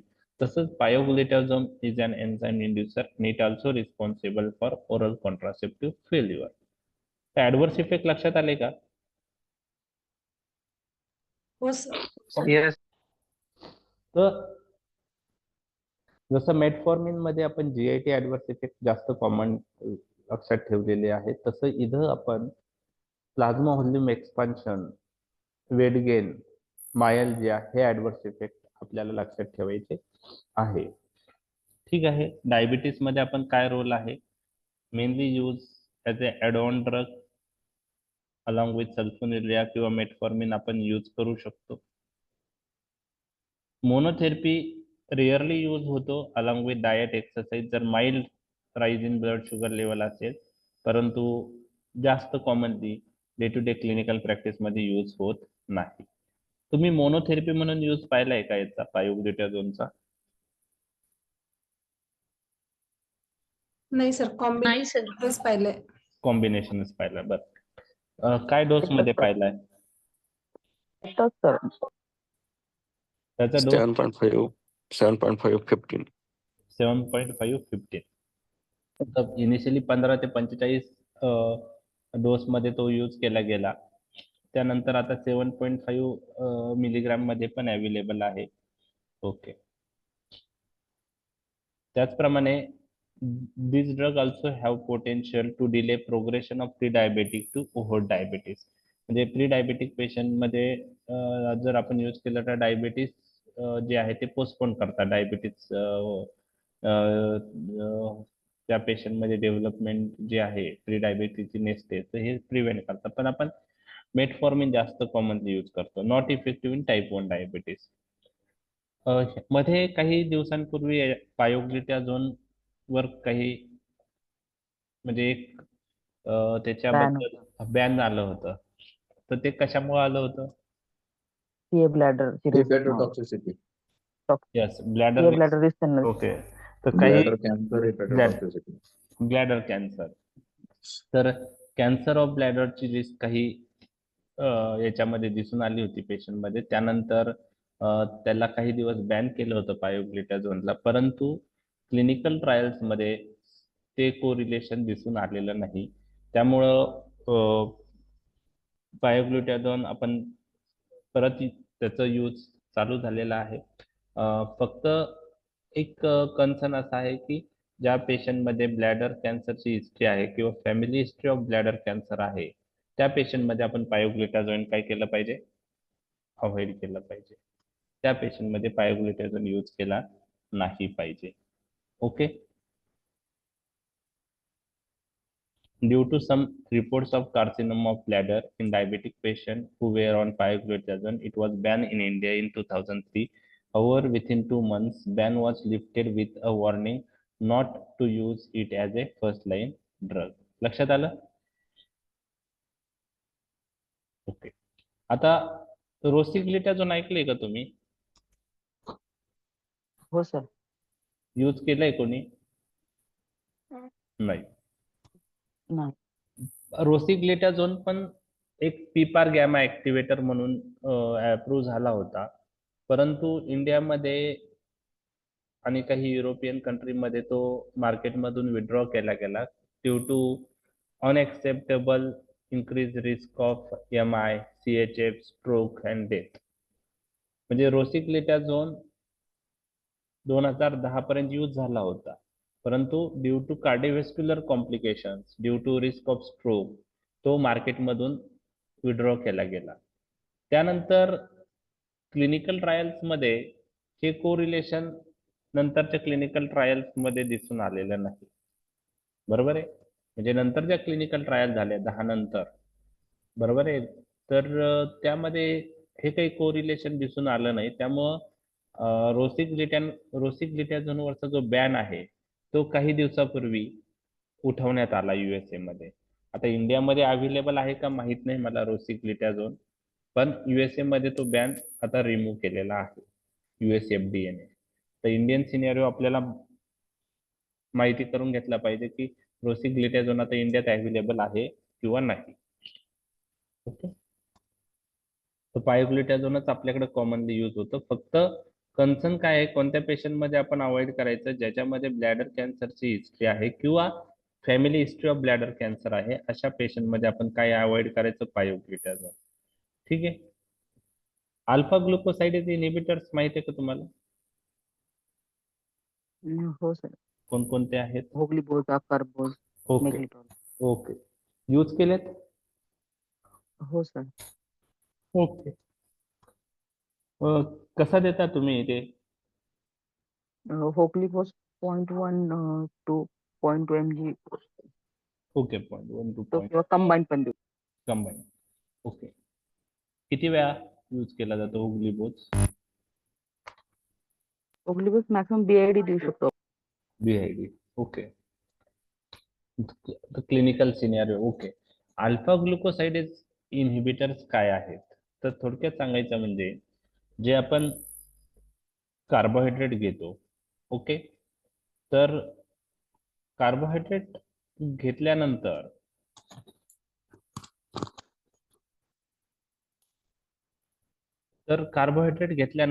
काही carbohydrate हे simple carbohydrate असतात, मोनोसॅकॅराइड. काही complex carbohydrate असतात. तर तुम्हाला एक लक्षात ठेवायचं आहे की इंटेस्टाईन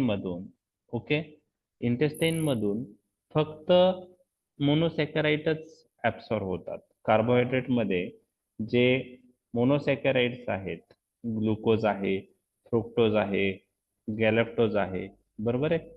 तर ग्लुकोज, फ्रुक्टोज, गॅलेक्टोज हे मोनोसॅकॅराइड हे सिंपल कार्बोहायड्रेट आहे, तेच इंटेस्टाईन मधून ऍब्सॉर्ब होतात, बरोबर.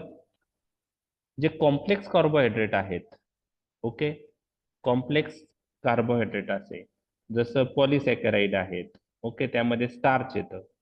काय येतं? स्टार्च. तर तुम्ही स्टार्च ऐकलेला असेल, ओके. तर जे कॉम्प्लेक्स कार्बोहायड्रेट आहेत किंवा जे म्हणजे त्यात पॉलिसॅकॅराइड किंवा ओलिगोसॅकॅराइड्स येतात, तर ते जेव्हा आपण घेतो तर ओलिगोसॅकॅराइड्स किंवा पॉलिसॅकॅराइड्स हे आपल्या इंटेस्टाईन मधून ऍब्सॉर्ब होत नाही. ओके, ओलिगोसॅकॅराइड मध्ये लॅक्टोज, माल्टोज आहे, ओके, सुक्रोज आहे. तर हे ओलिगोसॅकॅराइड किंवा पॉलिसॅकॅराइड पहिले मोनोसॅकॅराइड मध्ये कन्वर्ट झाले पाहिजे इंटेस्टाईन मध्ये, आणि मोनोसॅकॅराइड मध्ये कन्वर्ट झाल्यानंतरच ते मोनोसॅकॅराइड ऍब्सॉर्ब होतात, बरोबर आहे. इतका तर पॉइंट लक्षात आला. Yes sir. म्हणजे आपण जे जेवणामध्ये कार्बोहायड्रेट घेतो त्यात काय सगळे सिंपल शुगर नसते, ग्लुकोज, गॅलॅक्टोज किंवा फ्रुक्टोज ही शुगर नसते. काही डाएट मध्ये म्हणजे आता समजा आता बटाटा खाल्ला, त्यामध्ये काय असतं? स्टार्च असतं, पॉलिसॅकॅराइड. म्हणजे पॉलिसॅकॅराइड किंवा आपण ओलिगोसॅकॅराइड जर डाएट मध्ये घेतले तर इंटेस्टाईन मधून ऍज सच ऍब्सॉर्ब होणार आहे का? ते नाही. नाही. त्यांचं ब्रेकडाऊन कशात झालं पाहिजे? Simple monosaccharide, mono. म्हणजे ते ग्लुकोज, गॅलॅक्टोज, फ्रुक्टोज मध्ये कन्वर्ट झाले पाहिजे, बरोबर आहे. तर त्यासाठी काही एन्झाईम्स लागतात, बरोबर आहे. तर जर स्टार्चचा विचार केला तर स्टार्च पहिले अल्फा अमायलेज एन्झाईमने ब्रेकडाऊन होतो, ओके, आणि अल्फा अमायलेज एन्झाईमने ब्रेकडाऊन झाल्यानंतर परत त्यापासून जे ओलिगोसॅकॅराइड बनतात त्याचं कन्व्हर्जन मोनोसॅकॅराइड मध्ये होण्यासाठी काही एन्झाईमची गरज असते. तर ते एन्झाईम्स कोणते आहेत? ते एन्झाईम्स इंटेस्टाईन मध्ये असतात. ते एन्झाईम्स आहेत सुक्रेज, माल्टेज, आयसोमाल्टेज, ग्लुकोअमायलेज, ट्रिहालेज, लॅक्टेज. बरोबर आहे. आता सुक्रोजचं ब्रेकडाऊन साठी सुक्रेज लागेल, लॅक्टोजच्या ब्रेकडाऊन साठी काय लागेल, लॅक्टेज लागेल, माल्टोजच्या ब्रेकडाऊन साठी काय लागेल, माल्टेज लागेल. लक्षात आलं. तर ह्या एन्झाईम्स मुळे पॉलिसॅकॅराइड ओलिगोसॅकॅराइड कशात कन्वर्ट होतात, सिंपल मोनोसॅकराइड. मोनोसॅकॅराइड मध्ये. आणि ह्या सगळ्या एन्झाईमला कलेक्टिव्हली काय नाव दिलेलं आहे, अल्फा ग्लुकोसाइडेज. ग्लुकोसाइडेज. म्हणजे हा काही एक एन्झाईम नाही, याच्यात खूप सारे एन्झाईम्स आहे, या सगळ्यांना कलेक्टिव्हली काय नाव दिलेलं आहे, अल्फा ग्लुकोसाइडेज एन्झाईम. म्हणजे अल्फा ग्लुकोसाइडेज एन्झाईमचा काय रोल आहे, की अल्फा ग्लुकोसाइडेज एन्झाईमचा रोल आहे की हे एन्झाईम्स ओलिगोसॅकराइड किंवा पॉलिसॅकराइडचं कन्व्हर्जन कशात करतात, मोनोसॅकराइड. मोनोसॅकराइड मध्ये. आणि मग मोनोसॅकराइड ऍब्सॉर्ब होतं. मग जर आपण अल्फा ग्लुकोसाइडेज इनहिबिटर यूज केले तर पॉलिसॅकराइड किंवा ओलिगोसॅकराइडचं कन्व्हर्जन इंटेस्टाईन मध्ये मोनोसॅकराइड मध्ये होईल का, नाही होणार. नाही होणार. आणि त्याच्यामुळे ग्लुकोजचं ऍब्सॉर्प्शन होईल का, नाही होणार. मग alpha glucosidase inhibitors act by inhibiting glucose absorption from the intestine by inhibiting alpha glucosidase enzyme. लक्षात आलं. Yes sir. तर आपल्याकडे अकारबोज, मिग्लिटॉल आणि व्होग्लिबोज आहेत. तर generally as per books dose is 3 times daily before each major meal, before breakfast, before lunch, before dinner. अकारबोजचा dose आहे 25 to 50 mg, मिग्लिटॉलचं पण 25 to 100 mg आहे डोस रेंज, आणि व्होग्लिबोज मोस्ट पोटेंट आहे 0.2 to 0.3 mg. ठीक आहे. तर ते 0.2 to 0.3 mg पाहिजे, स्पेलिंग मिस्टेक आहे. तर आता याच्यामध्ये जास्त कॉमनली कोणता यूज होतोय, ग्लुकोज वापरला जातो सर. व्होग्लिबोज. कारण ऍज कम्पेअर टू अकारबोज, मिग्लिटॉल याचे साईड इफेक्ट थोडे कमी आहेत. आता काय होतं बघा की ग्लुकोज ऍब्सॉर्ब झालं नाही इंटेस्टाईन मधून, तर ते ग्लुकोज स्मॉल इंटेस्टाईन मधून कुठे जाणार आहे, लार्ज इंटेस्टाईन मध्ये. ग्लुकोजचं ऍब्सॉर्प्शन झालं नाही तर अनऍब्सॉर्ब ग्लुकोज कुठे जाणार आहे, लार्ज इंटेस्टाइन. Large intestine. आणि लार्ज इंटेस्टाईन मध्ये नॉर्मल बॅक्टेरियल फ्लोरा त्या ग्लुकोजचं ब्रेकडाऊन करणार, फर्मेंटेशन करणार, आणि त्याच्यामुळं GIT side effect alpha glucosidase इनहिबिटरचे खूप कॉमन आहेत. त्याच्यात flatulence, diarrhoea, abdominal pain, sensation of dumping हे साईड इफेक्ट दिसून येतात.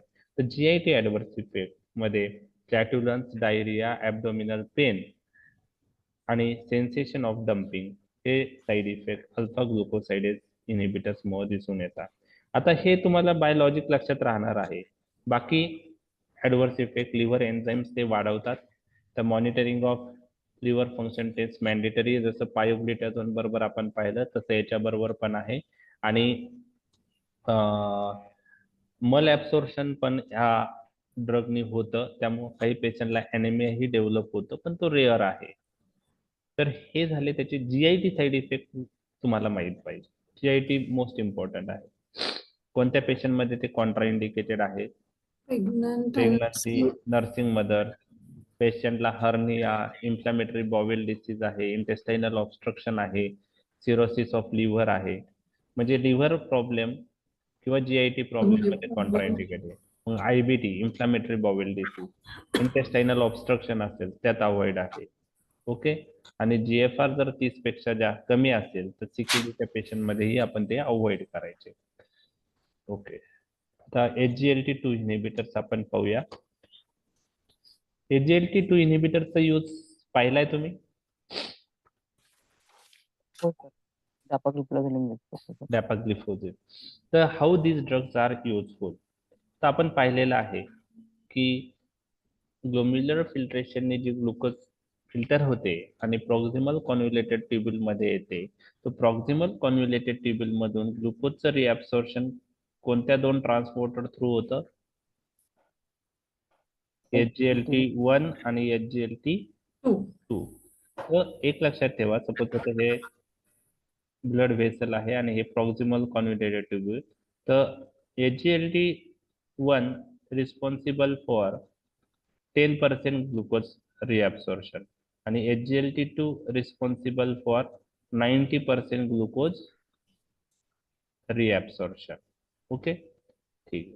तर पहा, recently approved drug for the management of type 2 diabetes mellitus साठी आहेत हे HGLT2 inhibitor.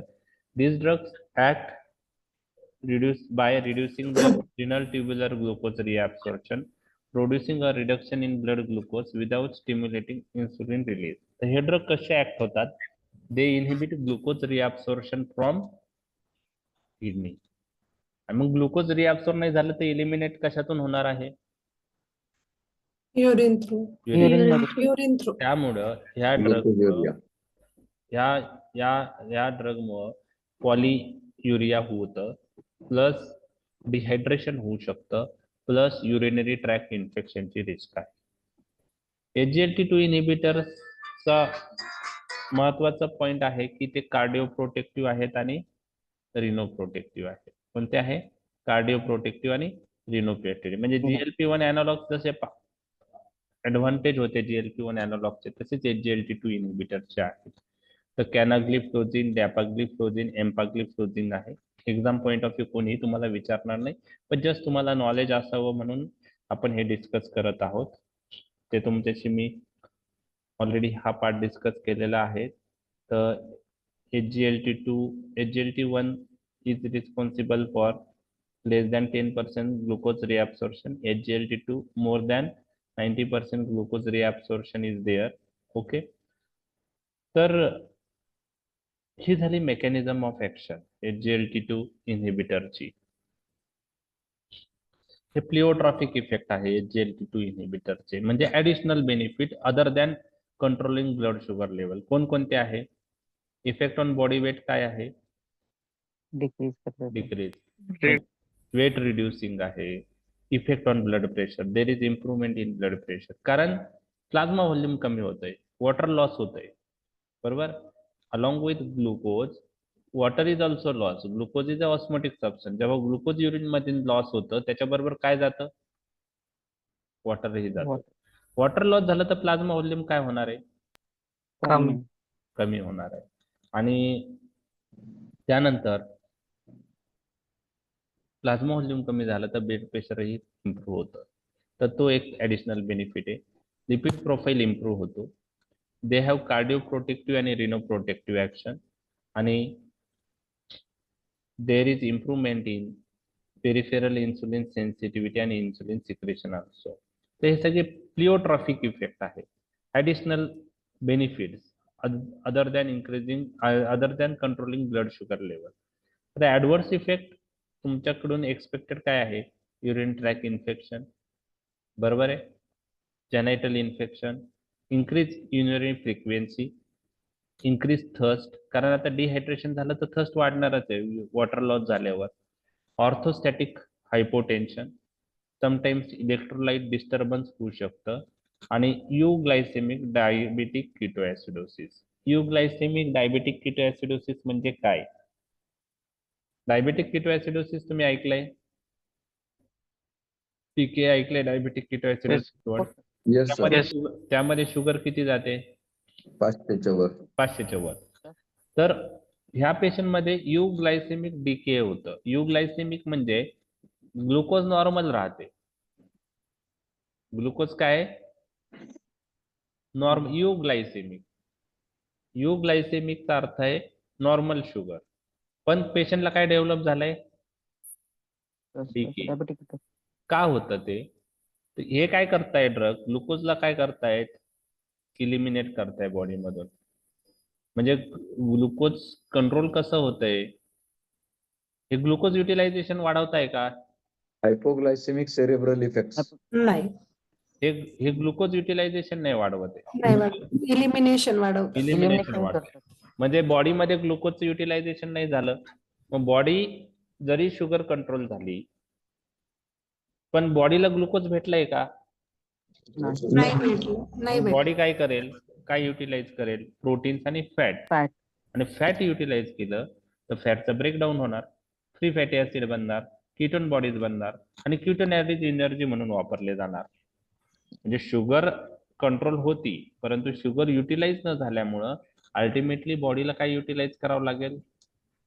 Sugars. Fat utilise करावं लागेल आणि प्रोटीन प्रोटीन युटिलाइज करावं लागेल. तर वेट लॉस त्याच्यामुळेच होतं. फॅट युटिलाइज झालं, ऍडिपोज टिश्यू मधलं फॅट ब्रेकडाऊन झालं, फॅट कमी झालं, वेट लॉस होणार आहे. तर फॅट युटिलाइज करेल, प्रोटीन युटिलाइज करेल आणि फॅट युटिलाइज केल्यामुळे कीटोन बॉडी बनून कीटो ऍसिडोसिस होऊ शकतं. परंतु ब्लड शुगर ह्या पेशंटची नॉर्मल असताना कीटो ऍसिडोसिस होतं. त्याला आपण युग्लायसेमिक कीटो ऍसिडोसिस म्हणतो, युग्लायसेमिक डायबेटिक कीटो ऍसिडोसिस. तर हे झाले ऍडव्हर्स इफेक्ट, बरोबर आहे. तर हे ऍडव्हर्स इफेक्ट तुम्हाला माहित पाहिजे. ओके, आता हे जे पॉइंट्स आहेत, ही स्लाइड ही एक्झाम पॉइंट ऑफ व्ह्यू महत्वाची नाहीये, just knowledge point of view benefit आणि रिस्क काय आहे.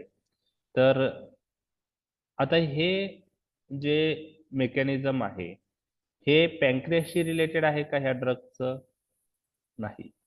किंवा इन्सुलिन रिसेप्टरशी रिलेटेड आहे का? नाही. नाही. ते ग्लुकोजचं इलिमिनेशन वाढवतात. तो effect independent of beta cell function, insulin secretion और इन्सुलिन रेजिस्टन्स. एक मिनिट.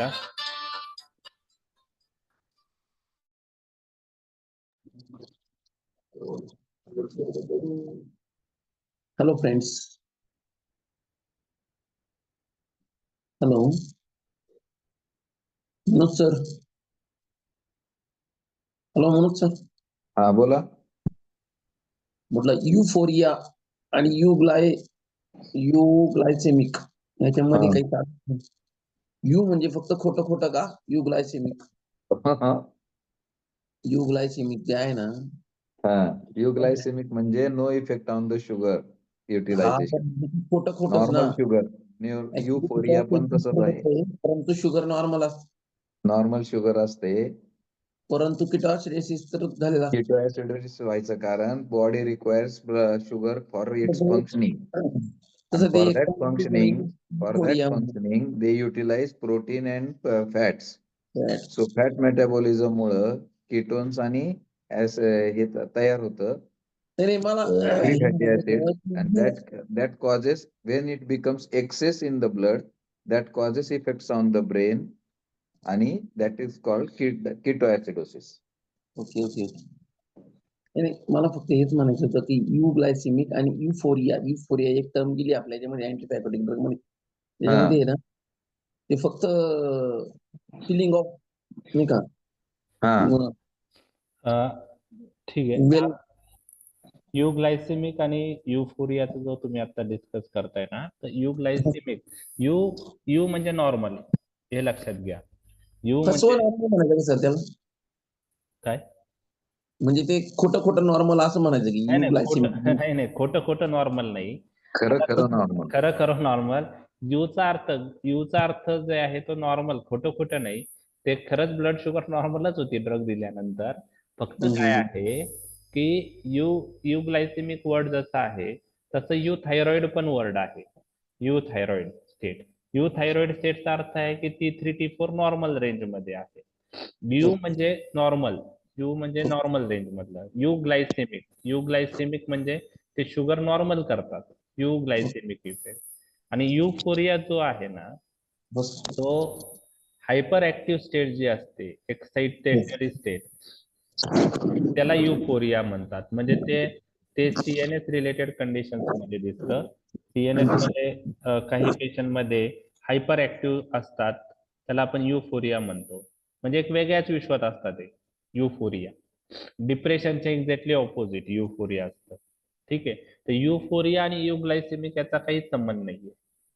युग्लायसेमिकचा अर्थ आहे की ब्लड शुगर लेवल नॉर्मल असते पण डीके होतो.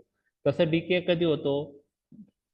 टाईप 1 डायबिटीस मध्ये त्या पेशंट मध्ये डीके मध्ये शुगर वाढते आणि शुगर युटिलाइज न झाल्यामुळं फॅट युटिलाइज होऊन कीटोन बॉडीज बनतात. कीटोन बॉडीज आपण एनर्जी म्हणून वापरतो, पण ते कीटोन बॉडीज जास्त झाल्या तर ऍसिडोसिस होतं. तर टाईप 1 मध्ये जो ऍसिडोसिस होतो त्यामध्ये ग्लुकोजची लेवल ही वाढलेली असते, 500च्या पुढे गेलेली असते, आणि त्यानंतर ग्लुकोज युटिलाइज न झाल्यामुळं फॅट युटिलाइज झालं. त्यामुळं फॅट युटिलाइज झाल्यामुळं कीटोन बॉडीज बनल्यामुळे ऍसिडोसिस होतं. ह्या पेशंटमध्ये SGLT2 इन्हिबिटर मध्ये ग्लुकोज इलिमिनेट होतं बॉडीमधून. ग्लुकोज आपल्या शरीरात वापरत नाही. मेटफॉर्मिन काय करतो, ग्लुकोज युटिलायझेशन करतोय.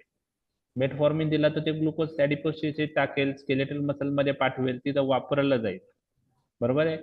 SGLT2 इनिबिटर काय करतात, ग्लुकोज शरीरातून बाहेर टाकून देतात, म्हणजे शरीराला वापरलं जात नाही. शरीरात वापरलं गेलं नाही, ब्लड मधलं ग्लुकोज ते बाहेर टाकतात. आता ब्लड मधलं ग्लुकोज बाहेर गेलं तर ब्लड ग्लुकोज नॉर्मल येणारच आहे, कारण ब्लड मधलं ग्लुकोज कमी झालेलं आहे.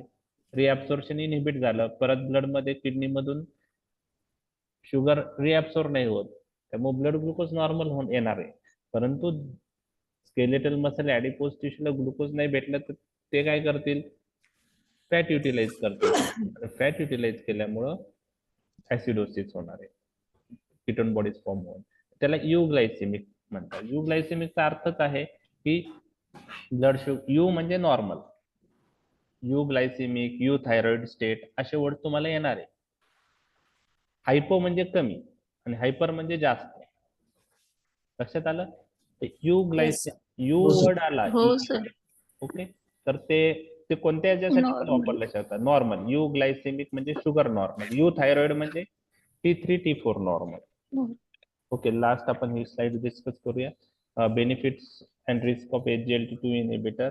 वेट लॉस ते करतात, हायपोग्लायसेमियाची रिस्क कमी आहे, कार्डिओ प्रोटेक्टिव्ह आहे, लिनो प्रोटेक्टिव्ह आहे, ब्लड प्रेशर कमी करतात, लिपिड प्रोफाईलवर त्यांचा चांगला इफेक्ट आहे, HDL कोलेस्ट्रॉल वाढवतात, ट्रायग्लिसराईड कमी करतात. हे त्याचे प्लिओट्रॉफिक इफेक्ट आहे ऍडिशनल. पण त्याचे ड्रॉबॅक्स काय आहे, या ग्रुपचे ड्रॉबॅक्स काय आहे SGLT2 इनहिबिटरचे, तर ते ड्रॉबॅक्स आपण पाहूया. ओके, जेनेटो युरिनरी इन्फेक्शन आहे, त्यानंतर फॉर्नियर्स गँग्रीन, तो त्याच एरियामध्ये होतो. UTI झाल्यानंतर हे चान्सेस आहे. Okay, Fournier's gangrene, genitourinary infection, Fournier's gangrene rare आहे. फॉर्नियर्स गँग्रीन, पॉलियुरिया, मी तुम्हाला सांगितलं ग्लुकोज बाहेर गेल्यानंतर त्याच्याबरोबर काय जातं, वॉटरही जातं. ग्लुकोज त्याच्याबरोबर पाणी घेऊन जातो. ग्लुकोज ऑस्मोटिक सबस्टन्स आहे, मग ग्लुकोज किडनी मधून बाहेर पडला युरिन मध्ये तर त्याच्याबरोबर वॉटर लॉस पण होतं, वॉटर रिअब्सॉर्प्शन पण कमी होतं. आणि वॉटर कमी झालं तर पेशंट कशात जाऊ शकतो, डिहायड्रेशन मध्ये. बरोबर. त्यानंतर युग्लायसेमिक, डायबेटिक, कीटोएसिडोसिस हे आहे. आणि हे दोन लास्ट आहे ना, एक अजून कन्फर्म नाही झालेले, क्लिनिकल ट्रायल्स मध्ये कोरिलेशन दिसून आलेलं नाही. Concern about breast and bladder cancer आहे डॅपग्लिफ्लोझिन बरोबर, आणि बोन फ्रॅक्चर जे आहे ते कन्सर्न आहे कॅनाग्लिफ्लोझिन बरोबर. परंतु जे को रिलेशन आहे ते अजून प्रूव्ह झालेलं नाही आहे. तर ते क्लिनिकल ट्रायल्स मध्ये इव्हन म्हणजे तो ऍडव्हर्स इफेक्ट ऍक्च्युअली त्या पेशंट मध्ये त्या ड्रग मुळे येतोय की त्या पेशंट मध्ये बाकी काही कॉजेसमुळे ते ब्रेस्ट कॅन्सर किंवा ब्लॅडर कॅन्सर आलेला आहे ते अजून क्लिअर झालेलं नाही. त्यामुळे हे दोन पॉईंट तुम्ही नाही लक्षात ठेवले तरी चालेल.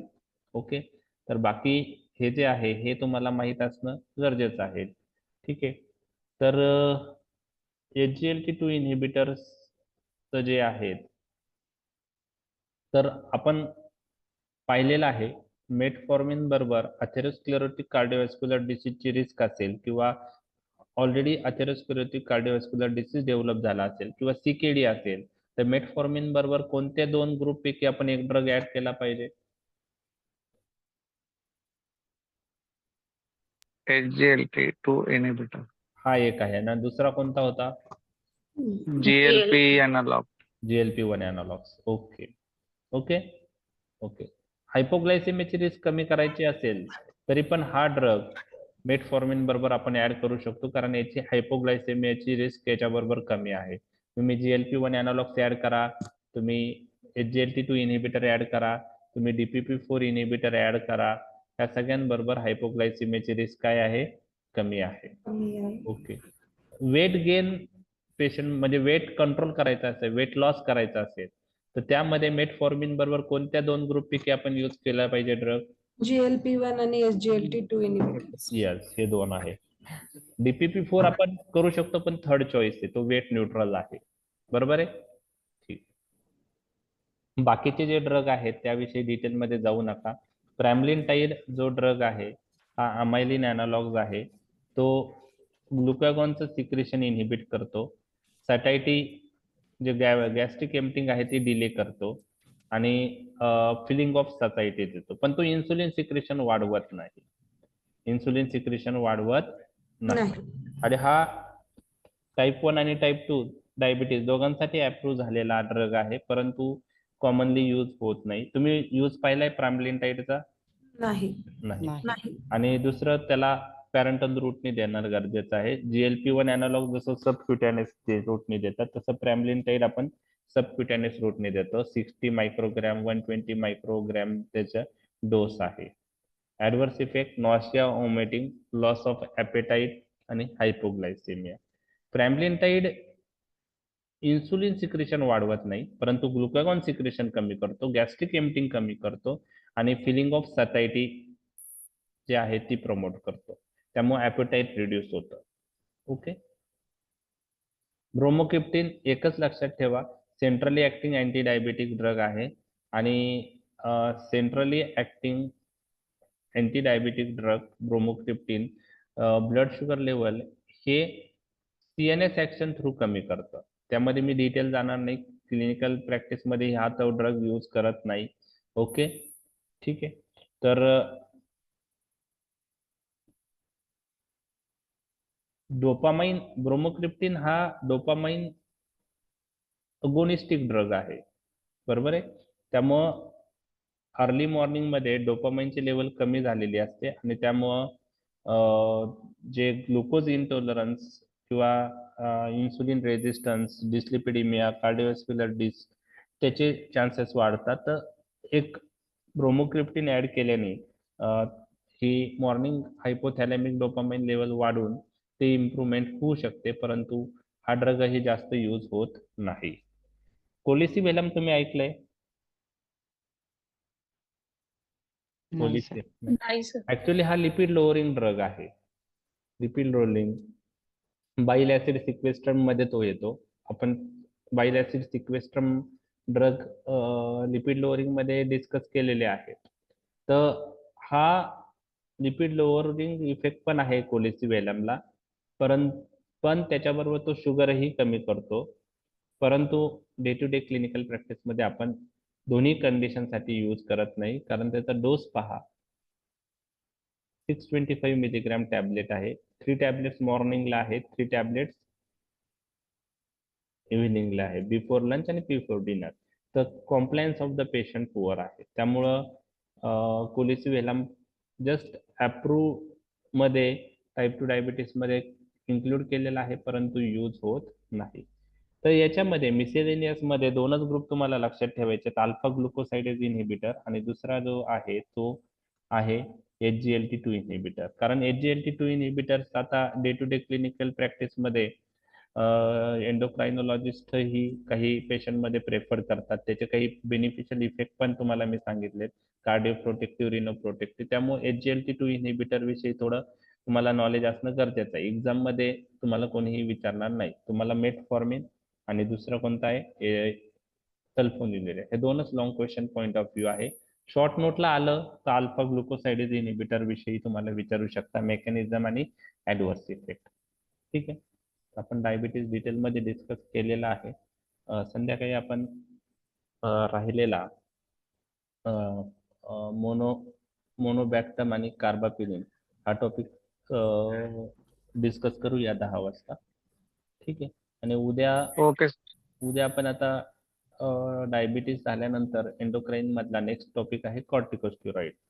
तर कॉर्टिकोस्टेरॉइड हा फार महत्वाचाच टॉपिक आहे, कारण तुम्ही पण डे टू डे क्लिनिकल प्रॅक्टिसमध्ये त्याचे खूप सारे युजेस पाहिलेले आहेत.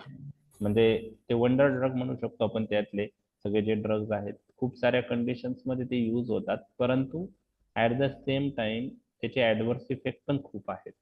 त्यामुळं कॉर्टिकोस्टेरॉइड एक महत्वाचा ग्रुप आहे. त्याच्यावरही लॉंग क्वेश्चन किंवा शॉर्ट नोट्स तुम्हाला विचारली जाऊ शकते. तर एक जस्ट तुम्ही फिजिओलॉजी ऑफ कॉर्टिकोस्टेरॉइड्स थोडं रीड करा. HP ऍक्सिस म्हणजे काय, HP ऍक्सिसचं कार्य कसं चालतं आणि आपल्या शरीरात कॉर्टिकोस्टेरॉइड कोणत्या ऑर्गन्स मधून रिलीज होतात आणि ते कसे रिलीज होतात. Okay, yes sir. तर त्याविषयी थोडं पहा. उद्या आपण कॉर्टिकोस्टेरॉइड मॉर्निंगला पाहू. तर संध्याकाळी आपण 10 वाजता नेक्स्ट अँटीमायक्रोबियलचं टॉपिक डिस्कस करूया. ठीक आहे. रेकॉर्डिंग मी टाकेल आता, मध्ये मला वेळच भेटला नाही दिवाळीमध्ये. 2 शेवटच्या दिवसाचे रेकॉर्डिंग बाकी आहे ना. हो. ठीक आहे, मी टाकतो. ऑलरेडी मी आधीचे मागच्या वर्षीचे रेकॉर्डिंग टाकलेत. ठीक आहे, म्हणजे ते तुम्ही मीन व्हाईल पहा. मी आजचे आणि त्या दिवशीचे रेकॉर्डिंग तुम्हाला पाठवतो. ते अपलोड व्हायला थोडा वेळ लागेल. ठीक आहे, चालेल. तर संध्याकाळी 10 वाजता आपण पाहूया next topic. Thank you. Thank you sir. Good day. Thank you, sir. Good day. Good day sir.